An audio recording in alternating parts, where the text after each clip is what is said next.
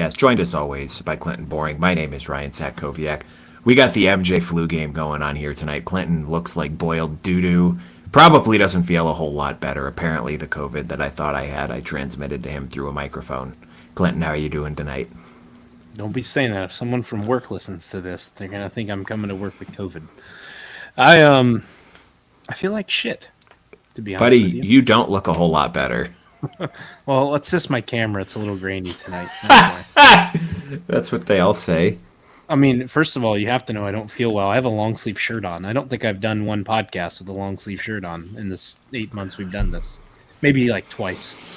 But I don't know. I feel like doo doo. But I'm excited for this episode. Ryan, how are you? How are you? Just peachy, man. We're not straight talking about doo-doo tonight, but I guess you can interpret part of what we're talking about as doo-doo. Once again, live on the YouTube stream. You know the drill. If you're watching us there, you already found us. Congratulations. If you're listening to this in your podcast feed, make sure you're subscribed to that YouTube channel as well at ITPCFB. We are live every Sunday, Monday, and Thursday evening at or around 9 p.m. for your viewing pleasure. And if you're watching us on YouTube now, you can also catch us in your podcast stream in the morning, Apple, Spotify, wherever, at Inside the Pile on a Midwest College Football Podcast. Make sure you are subscribed to the show there so you can get notified as soon as one of these episodes drops. And while you are there, drop a star rating and a review. 2 times in a row, I got it right. Good for me. Make sure you're following us on the Twitter and Instagram as well, at ITPCFB as well there. Interact with the show. You have... What's today, Monday? 3 more days to enter our drawing for a $50 Buffalo Wild Wings gift card. Make sure you're following us on Twitter, retweet our pinned tweet, and that is all you have to do to enter. Congratulations. It's The that Wild easy. Wings gift card is on my refrigerator, so it does exist. This is not a sham. I spent $50 of my hard-earned cash to go buy that at Target this weekend, so it's ready for y'all. Oh, I just watched Kenneth Walker get somersaulted. Anyway, tonight we are doing, I don't know, game shows, 3 different ones, 2 different ones. We are starting off, so there are 30 days in September? Correct. Yes, tomorrow's October. Exciting. So as the calendar turns to October, we wanted to kind of talk about our 5 most anticipated Big Ten related games for the month of October. October only, not the rest of the season. November doesn't count here. For one reason or the other, right? It doesn't have to necessarily be, these are the 5 best Big Ten games in October. Just 5 games we are individually looking forward to, and we will discuss our reasoning for this as well. Afterward, we're going to play a little bit of Contender or Pretender.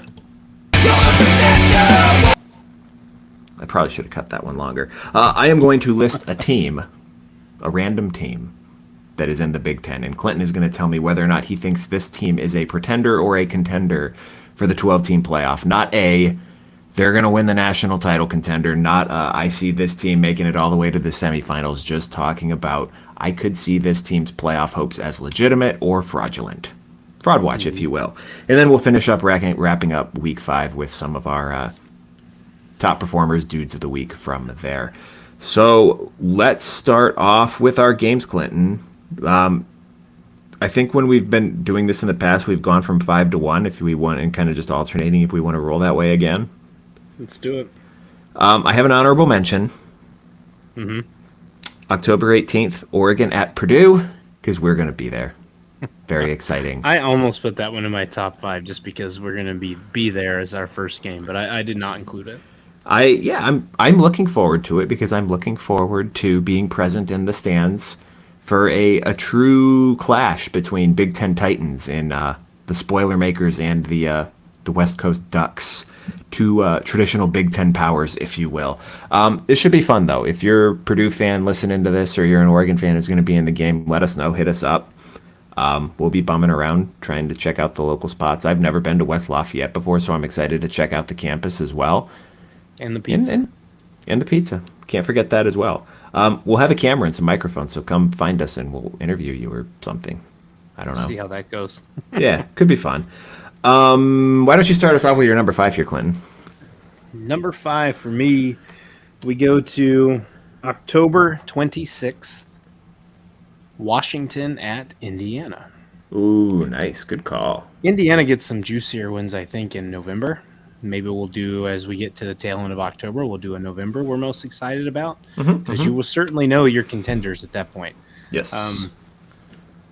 The reason I'm intrigued by that is Washington's offense is pretty explosive, both with Will Rogers, Jonah Coleman, Denzel Boston, Hunter, and Giles. They're explosive offense. Notre Dame's defense is unaggressive and attacking. Not Notre Dame. Good. See, whatever's in me is in my He's brain. got the COVID brain. Indiana, was tested a little You bit got by the Maryland. state. You got the state right, man. That's all that matters. Indiana's defense was tested a little bit by Maryland this past weekend, but they're excellent tacklers, and you're going to have to be to slow down a Washington offense. And we'll kind of see. I don't know. There's not much I feel that confident about Washington's defense. I feel like they're fairly average to this point. Can they slow down the explosive Indiana offense? Maybe we get a shootout in this game. It's also one fun game to host in Indiana and Bloomington. Yes, we certainly had a Indiana shootout last weekend. That was a lot of fun. That's exciting though, Clinton, because I did not have that game on my list. It was under consideration, but I did not. I have a different IU game in here. Number 5, I have October 26th, Illinois at Oregon. Yeah, I had to make a tough choice between these games, so I'm glad I went opposite there. I tried my best not to go repeat with teams, and obviously I could not do that with Oregon, and that might be a spoiler alert. It probably won't be a spoiler alert because I feel like our number ones are going to be the same. But for me, among teams that aren't like nationally in the thick of like the title contention race, right? Like obviously Oregon is going to be in the thick of it because of their big matchup with Ohio State. Ohio State's going to be in it because that's the first time they play a team that can challenge them this season. No disrespect to Iowa this coming weekend, but I think among the like rest of the Big Ten outside of those top 2 teams, Illinois might be the most fascinating team for me in the month of October. So they're 4-1 right now, obviously coming off a rough loss against Penn State last week. They have a bye this week, and then they are playing Purdue. I expect them to win that game. So they'll be 5-1 going into a home game against Michigan. Michigan, as we touched on yesterday, is an underdog at Washington this week. It would not shock me if Michigan is also an underdog against Illinois in a couple of weeks. So if they win that game, they're 6-1 going into a game against an Oregon team that'll be 6-1, 7-0 at that point. Illinois, a top 15 team. It could be a fascinating game. Again, not that I'm anticipating Illinois coming in and upsetting Oregon, but we're talking about a Ducks team that's had problems with explosive plays this year. They've been a little bit more methodical, and when you got a Brett Bielema defense that just shut down a pretty good Penn State offense, it could present some problems for a Ducks team if they don't have that explosive pass run game figured out by then. So I got that one on my radar. It's a little towards the end of the month. We got a couple of weeks to go before that one, but that should be an incredibly fascinating game. Of course, unless Illinois blows it and loses to Purdue and Michigan, and then oops. I could still be a snake and bite you. This That's may true. not be as impressive. Number This is 4 true. for me is actually happening this weekend. Rutgers at Nebraska. Nice. We've been waiting, although people have said Rutgers hasn't really played well. Well, they just beat Washington. That's a Power 4 team. They look pretty good doing it. They beat Virginia Tech. Like, they have 2 Power 4 You almost beat wins. Miami. Virginia Tech should have beat Miami. Yeah, so what do you mean they haven't played anyone? That shot's at you, Kirk. At Kirk. And then you look at Nebraska, lackluster first half, actually first 3 quarters against Purdue this past week after a tough loss to Illinois. And I'm looking at their schedules here. So Nebraska's going to get a bye week. And then you're going to draw Indiana. Yep. At Indiana. Then you're going to go to Ohio State. Yep. You're probably going to beat UCLA. But then you got to go to USC. You get Wisconsin at home. We don't, if that's first half Wisconsin, then that's a viable game. And you're going to Iowa. You've got one game that I can 100% say you're guaranteed to win the rest of the way, and that's UCLA. Rutgers, you lose this game, you might start a steady little slate of struggling here. Like, I think this one's quite important for Nebraska, not just because they already have the one loss, but they got a tough run. And if you turn around and look at Rutgers, they're going to draw Wisconsin at home next week. They're going to draw UCLA at home. And they're going to go to USC, then Minnesota, Maryland, Illinois, Michigan State. Rutgers has a lot more feasible schedule after this game than Nebraska. So one could argue there's a ton on the line for the Huskers this weekend. They need to snag this game. And if Rutgers loses this one, then it's not a nail in the coffin. It's your first loss on a team that we expected to be 9 wins this year. And that's certainly still in your sights. So I think this is a really intriguing matchup this weekend. I think Shianu is going to find some ways to test Dylan Raiola that he hasn't been tested yet. And we'll see how it shakes out. Kirk, shots fired. We shall see. Go Huskers. Glad to hear you're listening, Kirk. I also did not have that game on my thing, and I thought about it. I wrote it down as I was kind of taking notes on these. I do have another Nebraska game at number 4. I have the October 19th game, Nebraska at IU. So, for IU, at that point, coming off a bye, you get Northwestern this weekend. They very likely should be 6-0 going into that game, and depending on what happens with Nebraska this coming weekend against Rutgers, 5-1, 4-2 at worst.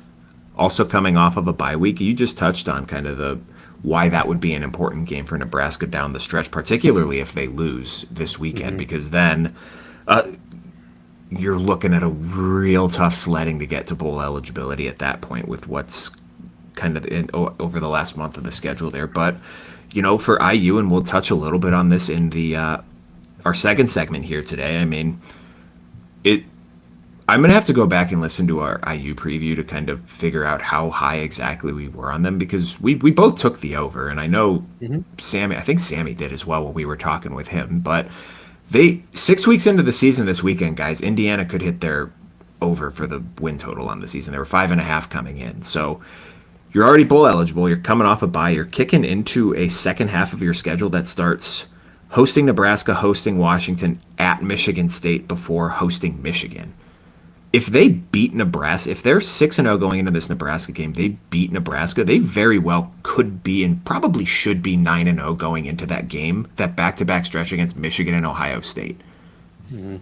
I don't want to say the first one will be a top 10 game, because they could honestly probably be ranked higher than Michigan going into that game if they're 9-0, but imagine if they go 10-0. If they start 10-0 and you got a top 10 matchup in Columbus again, that'd be crazy, just insane. So Indiana for me is another one of those teams that, I mean, they're not playing a ton of huge, quality, fantastic. They honestly don't have they have the bye week. Never mind. They don't have a busy month. They only played 2 games. I counted that wrong. It's not like a huge month in terms of, opponent quality for Indiana. But I mean, I think we are coming into the season looking at all of these as, maybe toss-up games, maybe games that, like, you look at the one against, Washington, or even the one against Nebraska, like, I don't know if they're going to win that. We're looking at all these games now, and I kind of expect Indiana to win all of them the way that they played this year, Clinton. Yeah. I'm super enticed. I'm not going to lie. I lost my train of thought there. That's fair. It's eating my brain now. Listen, I was actually pulling up my next game. It's the flu game. Go for it. And I was looking at who I had for the schedule there. No, super enticing matchup. Absolutely, absolutely. Michigan at Illinois on October 19th is my next game. That's my third as well. Okay, cool. We have a dual discussion here. So I'm looking at Michigan's schedule, hence another reason why I missed your comment back at me, because I was trying to read. And just looking at this, and I can't read. Washington's the favorite right now. If Washington's unranked and the favorite, you're going to tell me Illinois is not going to be the favorite when Michigan comes to town? Though Michigan will be favored over Michigan State, barring Michigan State upsetting Oregon this weekend. You're not going to be favored against Oregon.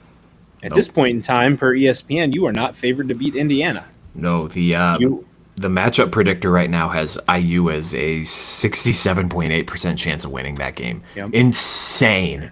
If you showed somebody this preseason, you would have broken their brain. Insane. Absolutely. And then, so you have Northwestern and then Ohio State. So my comment here is, if you're Michigan, you need to get this Washington game for a confidence boost heading into the bye week before you play at Illinois. As we've already mentioned on this show, Illinois has a 2022 revenge game in mind here, where they had a skeptical call that potentially cost them the game. They should have upset a Michigan playoff team. They let it slip away. But Michigan needs this. Yeah. I mean, Michigan State's a rivalry game. I think at this point in time, Michigan's probably going to clobber them. But what if superstar Aiden Childs shows up? And you're coming out of that Illinois loss, heads down between your tails, and then Oregon and Michigan, or Oregon's looming. It's a letdown look ahead sandwich. Yep. So Michigan really needs to get this one against Illinois when they face off. You're going to play a tough defense who is going to be able to probably slow your run game. I don't know if you're going to stop it, but if you can't become more respectable with passing, and you start facing some tough defenses, you're going to be in trouble. And then you turn around and look at Illinois, as we've kind of talked about at length here. Luke Altmaier, he's pretty steady in the hands of pressure. Now, Michigan's defensive interior is different than the pass rush on the outside he just faced from Penn State. But he's not going to flinch, especially when he's at home. And they're going to be chomping at the bit. They've got really good playmakers on the outside. I am extremely excited to see that matchup in Champaign. That was a game I think we mildly contemplated going to, barring it was a Saturday game. We didn't want to miss a full slate, but yeah, it certainly came across my mind at the beginning of the season, but I did not think it would likely be a ranked versus ranked matchup. No. And just to add on to that, I think that game could be a huge vibe shift game for the Michigan fan base one way or the other, because you're looking at again, not trying to get ahead of ourselves here, but an exceptionally difficult November for Michigan, already with Oregon and Ohio State on that schedule, but then Indiana looking how they've looked so far this year. I mean, depending on what happens this weekend, I mean, if you lose this weekend to Washington and then you lose to Illinois, like, you're looking at 6-6, Clinton. So, I mean, you get a bye next week. I think the bye is going to come at a good time for Michigan, because then they can at least kind of figure out maybe the passing game a little bit, salvage that somewhat. But I think this game could have a very different tone depending on what happens this weekend. Like, if Michigan wins this weekend, then I think that's still going to be a big pivot point heading into November for them, given that if you lose that, then you're sitting at 5-2 with still 2 likely losses and maybe a third staring at you. But if you lose to Washington this weekend, man, that could be you hate to say it in the first year of a head coach's tenure, but that could be one of those games where some of that goodwill starts to go by the wayside. Yeah, I think your magic, even though you will hold that national championship for the next decade, the magic from it's going to start to wear off if your team's falling off that quickly after it. Yeah, the fun of winning a title is having the opportunity to repeat the following year and continue to rub everyone's face in it. But if you're at least contend. But if you're 4-3 going into November, buddy, no one cares if you won the title last year. Everyone's laughing at you. Like, you guys stink. You just lost to Washington and Illinois. And you know what's going to happen? And again, this is not me, but you know what'll happen across Twitter is, hey, look, Michigan couldn't win without Connor Stallions. Hey, look, they didn't have Sign Stealer Boy. They're actually a fraudulent team. All that's going to come back just to drive them nuts even more if that happens. That is all looming there, because we know the Twitter trolls will take it and run with it. Yeah, I don't know what you've done to our For You section on Twitter, but do Michigan and Ohio State fans talk about their own team, or do they just talk about each other? I think it's just about each other. I literally, like, I'm not in the South, so I don't know if, like, SEC fans are like that too, but, like, I don't think about other teams. I just talk smack about my own team and how they stink. I'm not sitting here thinking about other teams 24/7. It's weird. You guys are weird. Get a hobby. Go outside, plant some grass, do yard work. That's a great hobby. It's consuming my life right now. Okay, so that was my number 3 too, Clint. What do you have at number 2? I'm going to October 12th to the Coliseum. Penn State. Let's just talk it all through, man, because that's what I have as well, and I guarantee you we have the same number 1. Yeah. Why don't you lead us off then on your explanation for number 2?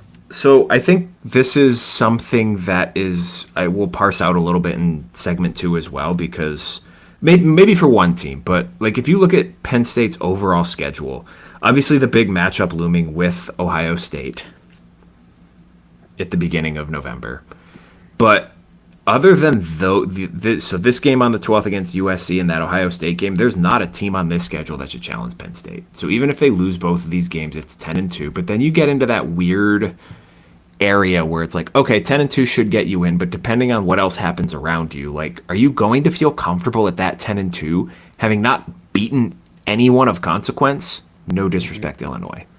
No. You're So going to feel very similar to how you do in years past. yeah, it's going to be like if Notre Dame loses, like I've been saying it on this show, if Notre Dame loses another game, they're not making the playoff because, well, one, you lose to a MAC team, like that's the huge scarlet letter you're wearing for the rest of the season. But then you look at the rest of the schedule. I mean, Army's better than we thought, Navy's better than we thought. But again, you don't, even if it's a ranked Navy team, you don't get credit for that because it's a service academy. The stigma around that is just, it doesn't matter. So you have a ranked Louisville win, maybe a ranked A&M win if they continue to do well. But other than that, the schedule's not good. You don't have enough cachet on the rest of that schedule to be able to say that, hey, this is a good 10-2, particularly with how some of the SEC is shaking up. Like if Ole Miss goes 11-1 or 10-2, like if you Ole Miss's schedule is bad as well. So let's say, I think, what do they play? Like LSU and Alabama the rest of the year and otherwise nothing. Mm-hmm. So if they get spanked by Alabama and they somehow manage to beat LSU and you're putting that 10-2 up against this Penn State 10-2, that hypothetically, if they lose to USC and Ohio State, who do you think the voters are going to take? They're going to take Ole Miss. Ole Miss. They're going to take Ole Miss. So that's what you're going up against, again, like, not to be Mr. SEC bias here or anything like that, but you have to try to put yourself in the mind of how these voters operate. And for rightly or wrongly, the SEC gets that extra credit because reasons, right? They play 8 conference schedules, they get that extra cream puff non-conference game, so it makes them all look better than they are. And then it's all a paper tiger, but that's kind of where we are with that. So for Penn State, I still think they'll probably be fine at 10-2, but I think for them, this is an opportunity to make another big statement here because, you got one last week against Illinois, but the West Virginia game's not carrying the same kind of clout that it did given how West Virginia's looked. And for USC, I think you kind of have to win this game to stay in the playoff hunt. Mm-hmm. Because if you lose it, even if you end up beating Notre Dame at the end of the season, like, I don't know that that's really going to help you out a ton. Certainly. So I don't know that it's not like a playoff elimination game for sure. Because again, who the hell knows what's going to happen at the back half of the top 10 as we go through here? But it certainly, whether or not it actually serves as a playoff eliminator game, it'll definitely give us a good data point for one or both of these teams kind of going through the last half of the season. Yep. I just want to give a quick shout out. I just got an update. Kent Peterson, new subscriber to the YouTube channel. Thank you very much, sir. We appreciate you joining us and giving us a follow. My piece on this would be it's Penn State's first true road test, right? Not knocking West Virginia, but I'm sure the Coliseum, although I did see some USC fans calling out other USC fans and said, hey, let's fill the stadium for the first quarter and not just for the remaining 2 to 3 quarters. Let's show up on time so we can fill it. That's a tough road matchup, and it's going to be a tough challenge for Penn State's defense. And, USC will have already faced a pretty elite defensive line in Michigan. It's going to be a different style of attack. We already mentioned that. And then can Drew Aller in this offense kick it into high gear to be able to keep pace with a high-scoring offense like USC, but in an actual fairly even matchup? I think at this point we know West Virginia wasn't even. Nobody else Penn State's played is even to them, even though they struggled with BG.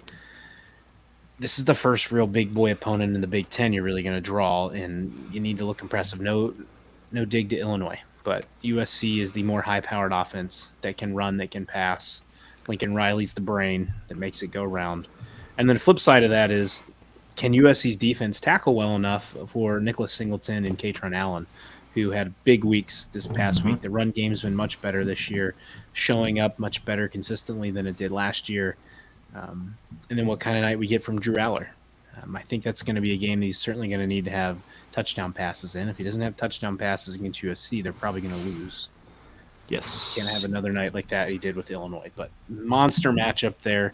Super excited to see that. I'm also excited just to see how many Penn State people make the trip out there. Speaking of B.G. Clinton, in a true duality of man situation, hanging with Penn State, hanging with Texas A&M, and then losing at home to Old Dominion on homecoming. They were so College worn football. out, man. College they were worn football. out. I mean, Tired. likely. It's still a non-conference game. Who cares? Can still win the MAC. They weren't making Yeah. the playoff anyway. Yeah. All right.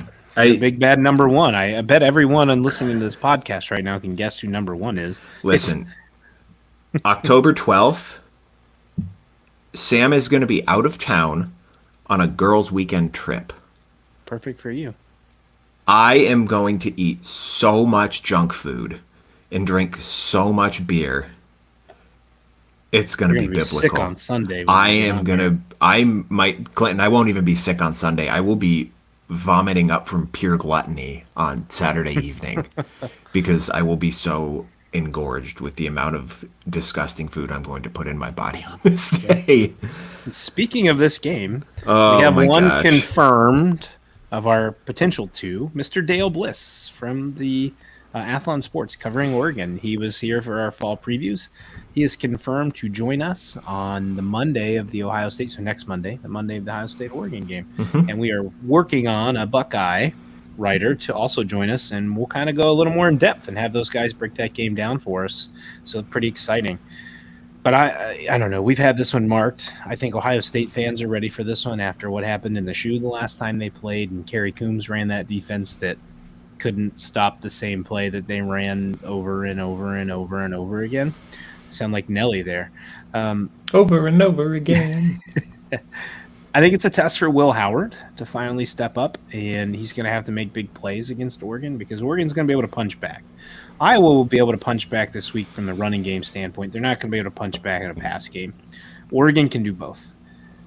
And then the flip side, we're going to find out if Oregon's trench play is finally better, given what we were worried about in the first few weeks, because Ohio State is very good on both sides. The offensive line looks good. The defensive line can generate pressure. If you're going to go east to west against Ohio State, I think you're going to struggle because they're fast and they're athletic, and they're going to be able to cover your guys. I think Dylan Gabriel's going to have to take some chances to try to take the top off the defense for Oregon to be able to come out ahead in this one. But this game is, I don't know if it's going to be Georgia-Bama, but this may be, it could be the best game of the year. It might be the second, third best game of the year, but it's going to be an elite matchup. I don't know if it's going to be the second or third best matchup of the year, Clinton. I'm going to be completely honest with you. Why is that? I think that there's going to be some SEC games that are going to take the cake on this one. You still got Texas and Georgia coming up. You got Tennessee playing Bama. I think those are both going to be better games. I think Ohio State, I mean, they haven't been tested, so this is not me speaking with any sort of certainty at all. Because, I mean, you highlighted what we're still maybe potentially concerned about this team. They haven't had a team that can legitimately stress the kind of, I don't even want to call them weak points because I feel like that's a little bit of a strong term, but the areas of concern, they have not been stressed appropriately by anyone because no one that they've played yet has the talent to do so. No disrespect, Michigan State, but I don't think I'm speaking any sort of thing that no one else was thinking there. So from that perspective, yes, this is going to be the first team that is able to truly stress this Ohio State team. I just wonder if maybe, I don't know if Oregon's just in like autopilot and they're like, we're not trying because we don't have to because we know we're this much better than everyone or what. But like, I just have not been blown away by the Ducks this year. Mm-hmm. And maybe they've been holding back for 6 weeks and they're going to come out on this game flying around doing some crazy stuff that they haven't done all year and what have you. But just based on how they've played so far this year, I'm leaning much more towards this being not, I wouldn't say an easy Ohio State win, but if they win by more than a touchdown at this point, it would not surprise me.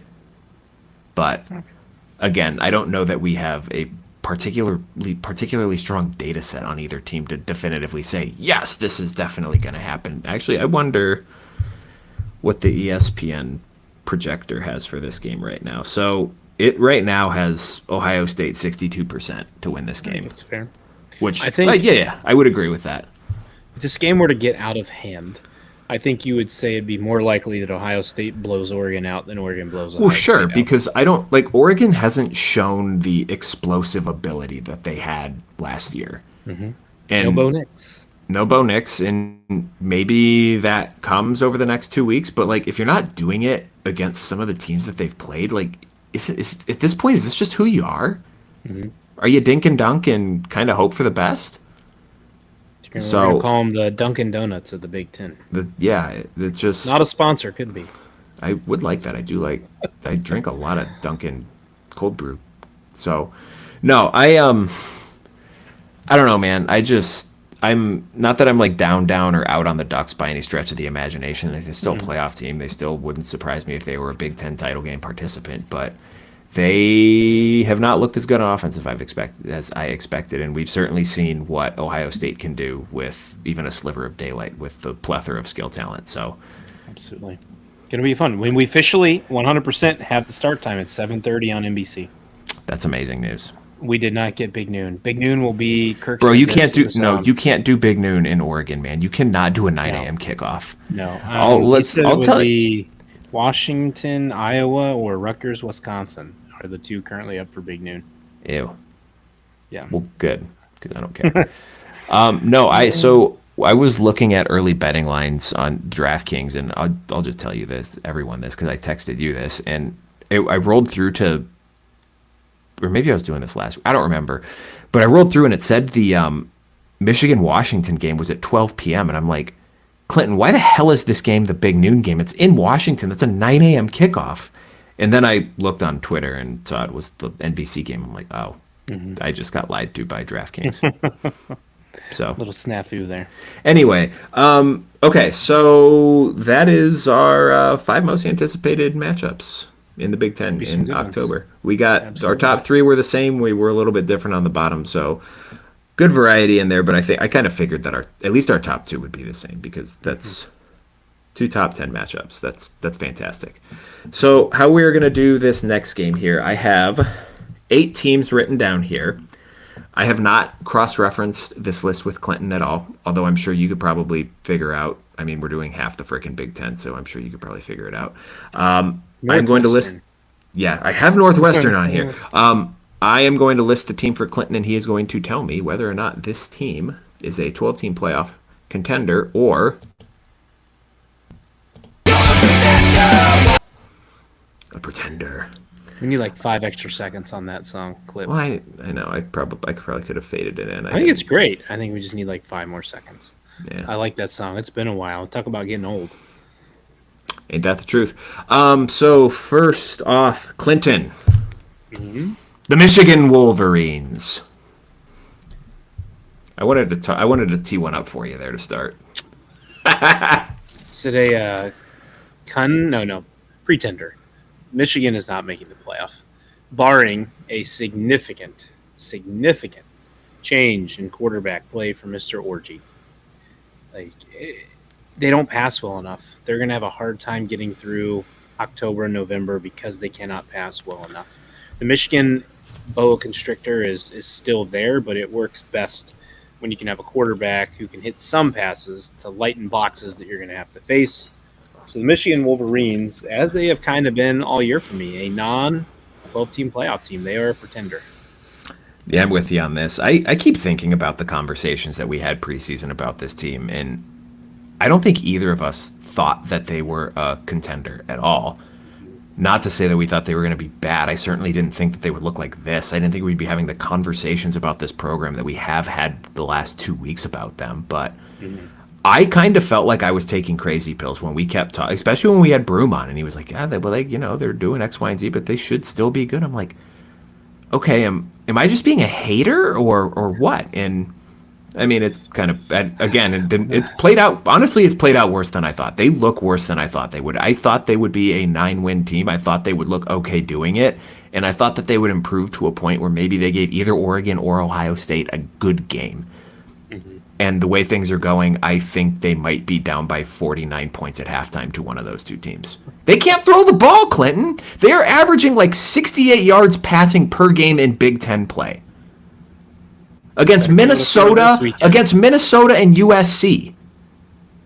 No disrespect to either of those defenses, but we're not sitting here and talking about they played Penn State and Ohio State and they haven't been able to throw the ball. The Michigan from last year would have steamrolled both those teams. Yeah. Would have been over at halftime. Yeah. Easily. They look terrible. They look bad. They don't look good. Even if they go 9-3, they're not a playoff team. There's a 0% chance. If anyone tries to make an argument for this team as a 9-3 playoff team, I will personally find you and I will take a dump on your front porch. Because that's what I think of that opinion. Has a better chance to go 6-6 than they do to make the playoff. Agreed. 110% agree. Okay. The verdict. I don't have a contender sound, so hope we're just going to have to roll with that here. Next up, Clinton, close to home, the Ohio State Buckeyes. You teed me up the first two. This is an absolute contender. They are built for the playoff. They are excelled at rotating guys this year. They're utilizing their depth, which they have not done in the past few years. The key will be when push comes to shove, i.e. maybe Iowa this weekend, but in Oregon, in the Penn State, and the Michigan game, does Larry Johnson have his third set of D-line guys in key situations? Because he has a history of doing that. And we've got key third downs, and we got the third-string guys out there, which is not a bad thing. They're still very talented, but I'd rather have Tyleik Williams, Hamilton, and Jack Sawyer and JT Tuimoloau on the field in those situations versus a depth guy. But Ohio State, absolutely contender. Yeah, I don't think that we've seen anything to suggest otherwise at this point. They don't have a big statement game like in Alabama or a Texas do on their schedule at this point. I mean, even Georgia beat the crap out of Clemson, who actually looks good now. But they let Garrett Riley call the offense the way it should. Exactly. But they certainly have not done anything against the schedule that they do have that makes us think otherwise. So there's something to be said for that. Number 3, Clinton, the Oregon Ducks. Contender. Even though we just talked about they've not been explosive like last year, and again, a part of that is Dylan Gabriel. Another shout out to Dale Bliss, who told us this in the preseason, that this offense was not going to look the exact same because Dylan Gabriel does not have the arm that Bo Nix does. Now, what does look the same is, didn't we talk about Bo Nix completed like 60-70% of his passes at or behind the line of scrimmage? That looks pretty similar. Again, this is the Dunkin' Donuts offense of the Big Ten. We're just going to dunk it off, and we're going to run with it, which is fine because it works. But when you go against like opponents who can match you speed for speed and can tackle, that's the other thing. You got to be able to tackle in space. You're going to have trouble. But even if Oregon gets mollywopped by Ohio State, or if they beat Ohio State and Michigan chokes the life out of them, it doesn't matter. Oregon is going to make the playoff 11-1, and I would think they'd be a safer team at 10-2 because that Boise State win's looking really good right now. And as long as you've got your losses aren't horrific, like you're getting your doors blown off, Oregon's going to be fine. They are a contender. Yeah, the other side of that coin is I think preseason both you and I were thinking, man, this Oregon team is going to be pretty freaking good this year. And then when we talked to Dale, he kind of threw a cold bucket of water on the Dylan Gabriel talking. We were talking after, and we're like, shoot, or is he just being tough on him, or are we a little out of in front of our skis here? And it's proven to be true. Playoff contender, I agree, but I think national title, I think they're a little pretendery for me on that, and I didn't anticipate saying that after the first month. Number 4, one big win can change that. Oh, sure, sure. Quick note before you go to the next one. Which team in the SEC probably wishes they would have kept Dylan Gabriel instead of pushing him out? Oh, that'd be the Oklahoma Sooners because their quarterback situation is a dumpster fire. Yeah, not great. Yeah, they were, I think, wasn't someone asked like Brent Venables about that last week, and he's like, I didn't even know he wanted to stay. I'm like, huh? Homie, you pushed him out just like Kansas State did Will Howard. Yes. You both did the same thing. Yes. You just thought Jackson Arnold would not be terrible. And he's booty cheeks. Yes. Number 4, Flat Clinton. Booty cheeks. It's not even a dunk. It's a Yep. flat It's butt. flat. It's a board. Number 4, Clinton, the Indiana Hoosiers. This is I had to warm you up before I had to warm you up before I gave you a toughie. This is where we need the "Who Wants to Be a Millionaire" sound as I'm sitting here twiddling my thumbs. I should have 5 thought. I didn't minutes. think about that one. You know, I'm high on Hoosiers. I'm going to call them a contender. I think if you were telling me national title contender, I would say Oh, sure. contender. Right. Yep. But to make the playoff, after we just talked about their schedule and the way Yep. their defense plays, listen, Curtis Rourke, this is the biggest game of their season so far. He overcame 2 horrible interceptions to start this game and bounced back and rode Maryland into the ground. Their defense is elite at tackling. They don't miss tackles. They get guys down in space. That's what you need to do, especially if you want to compete with these guys in the Big Ten. Now, Michigan and Ohio State, certainly going to be some challenges, right? Michigan presents a completely different style because they can't pass. So you've got to deal with the boa constrictor for 4 quarters. Can you hang with that? Yep. I mean, the caveat to that is, can Michigan hang with the fact that Indiana's probably going to put points up on you? And can you score over 30 points to be able to keep up with Indiana? So I'm going contender for Indiana. Clinton, I'm with you on this one, 100% of the way. So I'm looking back through our spreadsheet here. Not only is Indiana 5-0, I believe they are 5-0 against the spread this year. They have covered every single game. Good teams win, great teams cover the spread. Yes. Is that what you said? So, yep. Yeah, exactly right. So, again, you're beating Maryland by 14 points. They covered the spread. They double covered the spread. That's all you do. You go out there, you win the game. We talked about their schedule in the first segment. If they're 9-0 going into that Michigan game, it would not shock me.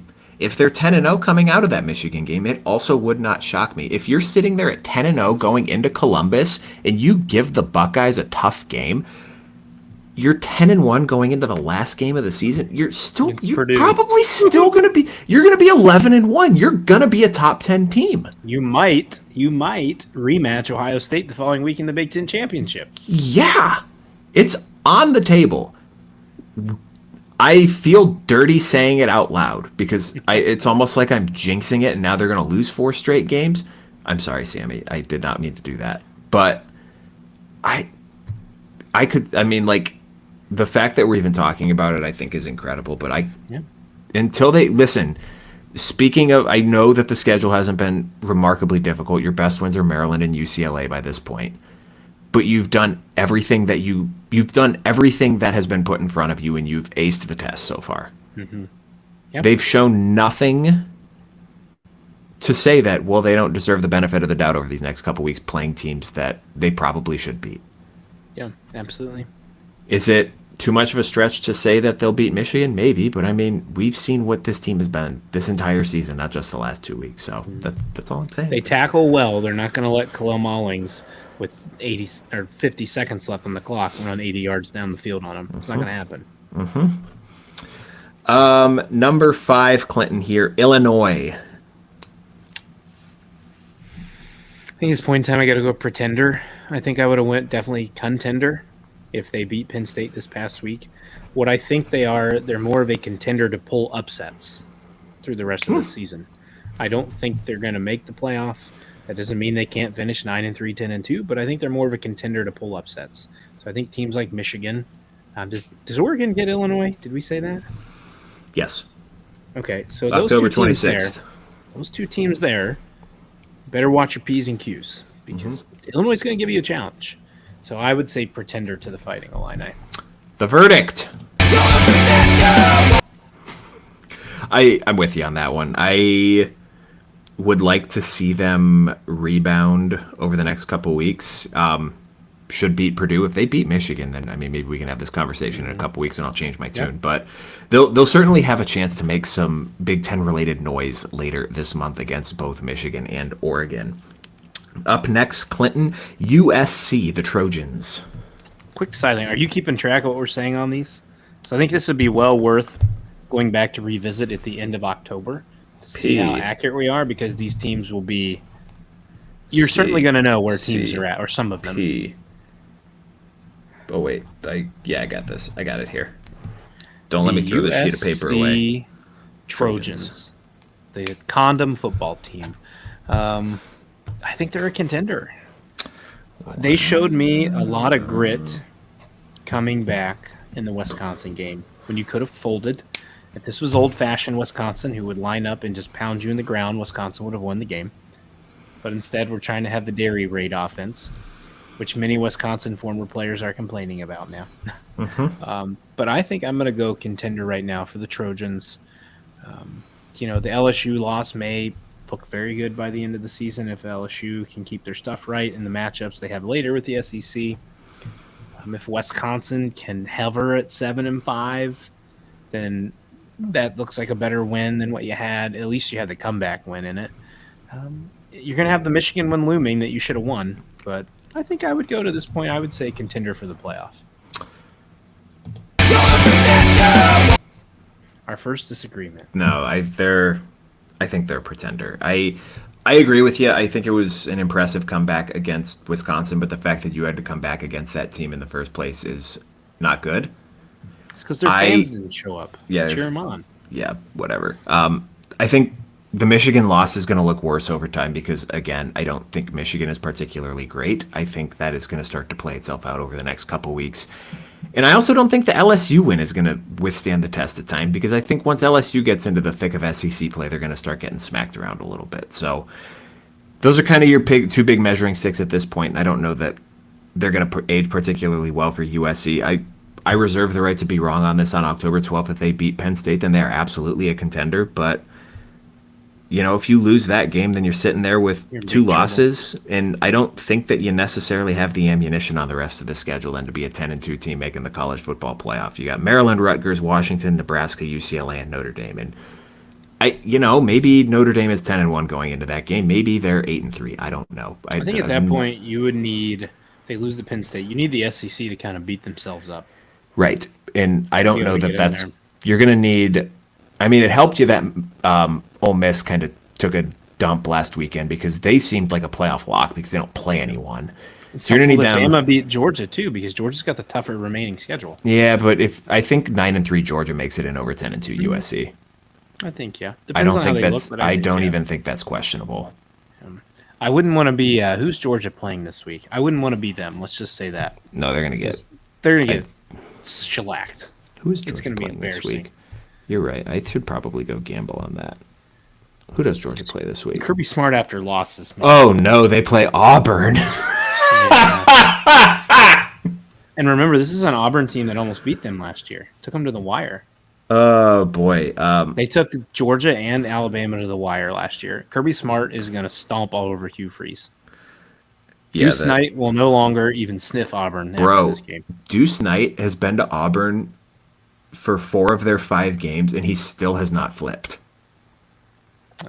It's to the point now, the latest update was Auburn is starting to turn up the heat on Julian Lewis again because they're like, well, this guy's hasn't made a decision yet, so we got to do something. I think Julian Lewis is more likely to flip to Indiana than he is Auburn. Apparently, they've been paying him to visit, so maybe this dude was just like, well, I'm going to tell you that I'm going to flip, so you keep tossing me a couple grand to come to your campus every weekend, and then, oh, by the way, you guys suck. I don't want to actually play for you. If so, shrewd businessman, Notre Dame, great business school. Good for you, Deuce. Good for you. Up next, Clinton, Penn State, the Nittany Lions. Contender. Prove it game against USC that we mentioned. You got to prove a game against Ohio State. But even if you lose those two, you're still hanging at 10-2. I think you're going to get in because I think you're going to look good enough in your other games. So give me contender for the Nittany Lions. Yeah, I'm with you on that one. That's again another one of those I've seen nothing. So and they have a ranked win. Like let's not sit here and act like Penn State hasn't played anyone. They played a Power 4 team in the non-conference, as bad as West Virginia's kind of been since then. Mm-hmm. But a ranked win against an Illinois team that, as we talked about, has potential to make some noise. So already got a couple of somewhat notable resume markers for them as well. Even if they lose to Ohio State, and maybe if they lose to USC too, I still think it gets precarious if you're 10-2 with kind of what's left on that schedule. But I don't think they'll lose to USC. So I'm with you on contender. Number 8, I got a bonus one on here for you, Clinton. Nebraska. Damn, I thought you were going to say Rutgers. I thought about it. I was between them and Rutgers. I think the game's this weekend to decide it. If Nebraska loses, they're no shot.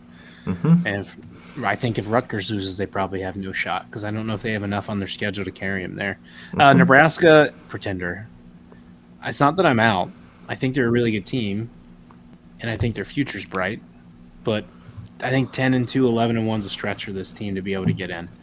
I think you're more 8-4, 9-3. So I think pretender. I'm not. The lull against Purdue doesn't change my mind at all. When you get down into some of these late game matchups, which you're probably going to have again against Rutgers, having a freshman quarterback doesn't always aid you in that. So I think I'm going to go pretender. I'm with you. We definitely. I don't know that we necessarily got out in front of our skis on Nebraska here, but I wonder if the vibe is a little different if they're 5-0 right now. If they make that field goal at the end of the Illinois game, but tough game this weekend. Pass. Yeah, where he catches the touchdown pass. But whereas we were sitting there and saying, "Man, are these guys going to be 7-0 going into Columbus?" We're sitting here and they could be 4-3 going into Columbus, the way that Rutgers and Indiana have been playing so far this year. So I'm with you on that Illinois game, and then kind of how they looked last week. Last week kind of dumped a big old cold bucket of water on the Raiola hype train for me. Yep. So I think they're heading in the right direction. I think they're going to be a good, spunky, dangerous team next year. Well, they will be in a bowl game, which Yep. is what you needed to accomplish this year. Right, and that's, I think, too, like having this discussion of, they're a pretender for the playoff. The fact that we're having this conversation about them It's is good for them. It's good for them. But I think the realistic expectation for their fans this year was, can we please just make a damn bowl game? Mm-hmm. And they look good on down that. on the frosting, and they've cut down on the frosting some. Yes. All right, that is our contender, or don't let me throw this away because, shoot, drop my pen. We can reference it in a month. Actually, I'm just going to tear this out right now, and it's going to go with all of my other stuff that I keep on my desk. Okay, one more for us tonight, and then that is all for us. We have our Dudes of the Week. Hold on.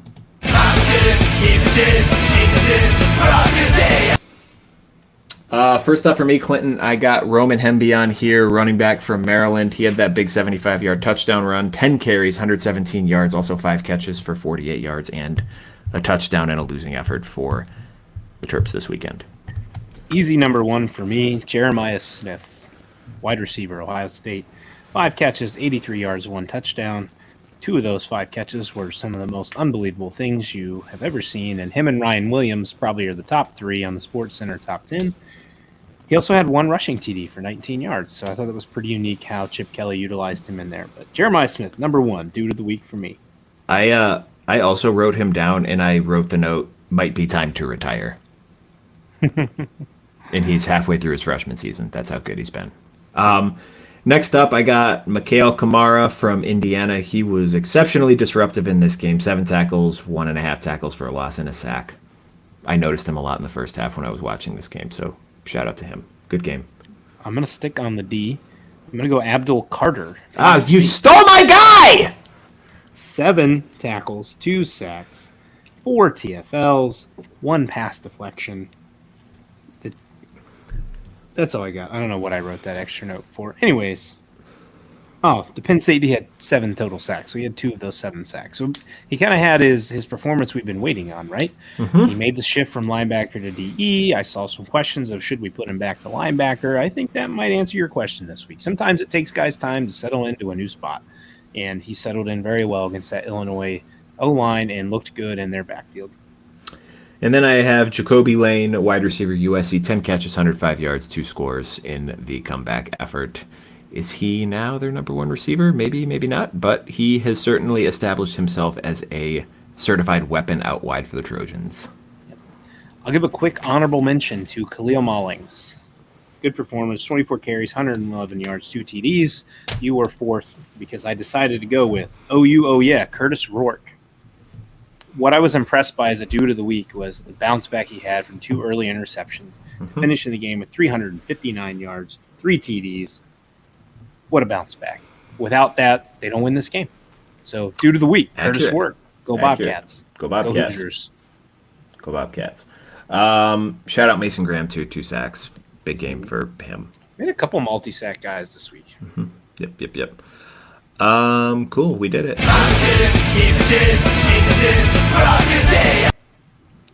Congratulations to our dudes of the week. You don't win anything other than recognition. Congratulations. That is all I have, Clinton, unless you wanted to throw in anything else here at the end. No, I just want to go put my head on my pillow and go to sleep. You look like you Get want to go to ready sleep. to get ready for Thursday. There you go. We will be back live with you guys Thursday night. Same time, same bad channel here at ITPCFB live on the YouTube stream. Make sure you are subscribed to that. We'll drop the link on Twitter as well beforehand for Week 6 picks of the week. It's not quite that big week on October 12th, but we are closing in on it. So another exciting weekend coming up here. We'll talk to you all on Thursday night. Thanks everyone again for dropping in. We'll see you then. See ya.